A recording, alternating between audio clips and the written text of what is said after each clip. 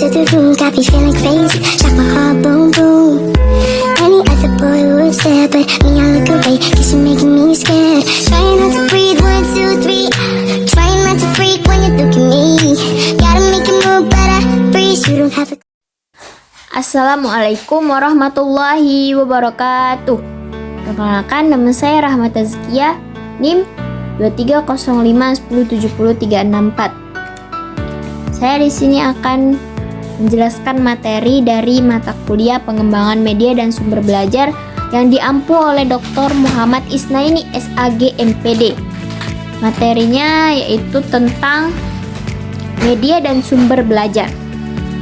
Nah, media dan sumber belajar adalah komponen penting dalam proses pembelajaran, baik formal maupun informal.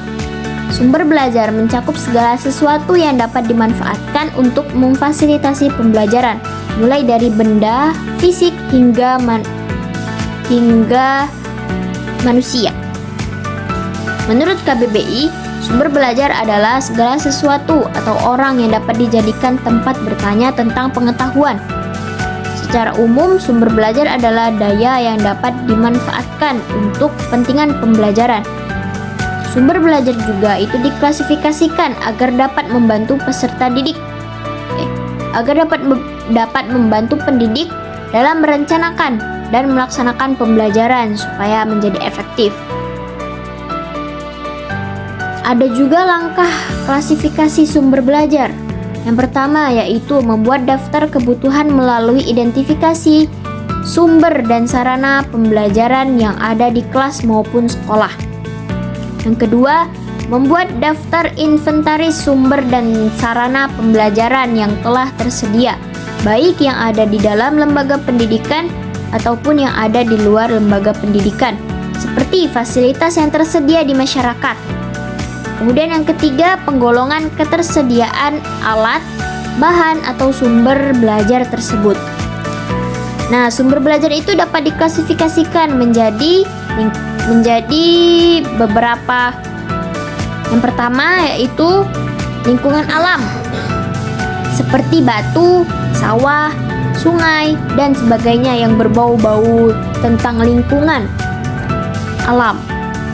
Kemudian yang kedua, perpustakaan. Nah, ini mencakup seperti laporan penelitian, buku, majalah, dan jurnal-jurnal ilmiah.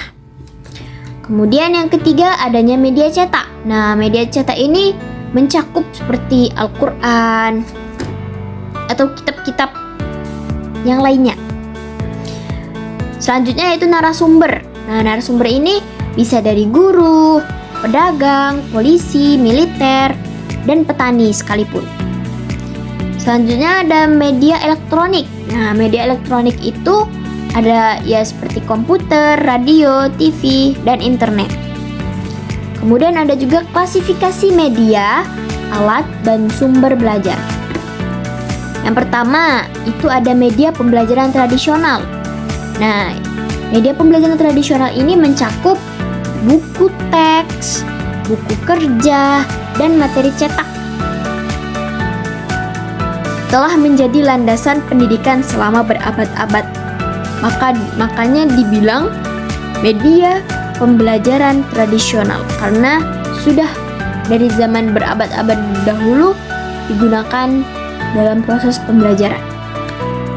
Yang kedua yaitu alat pembelajaran digital seperti perangkat lunak interaktif, aplikasi pendidikan, dan platform daring.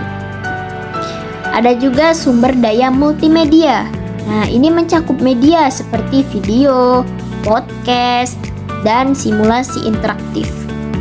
Ada juga sumber daya pendidikan terbuka. Nah, maksudnya itu materi pendidikan yang dapat diakses secara bebas dan dapat digunakan, diadaptasi, dan dibagikan. Sumber daya pendidikan terbuka ini meliputi buku teks, catatan kuliah, dan sumber belajar yang dilisensiasikan secara terbuka untuk pengguna publik. Ada juga sumber pembelajaran adaptif. Nah, ini memanfaatkan kecerdasan buatan dan algoritma yang dipersonalisasikan untuk menyesuaikan pengalaman belajar dengan siswa masing-masing. Ada juga gamifikasi dalam pendidikan.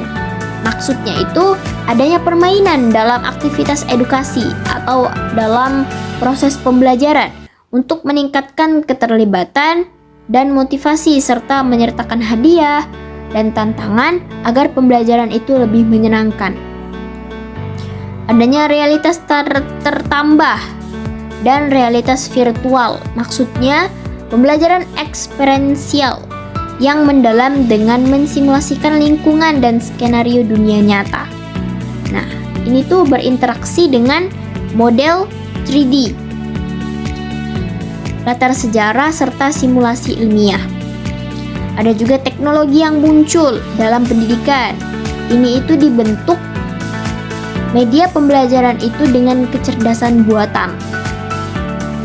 Ada juga sistem manajemen pembelajaran, yaitu mengatur, menyampaikan, dan melacak konten dan aktivitas pendidikan.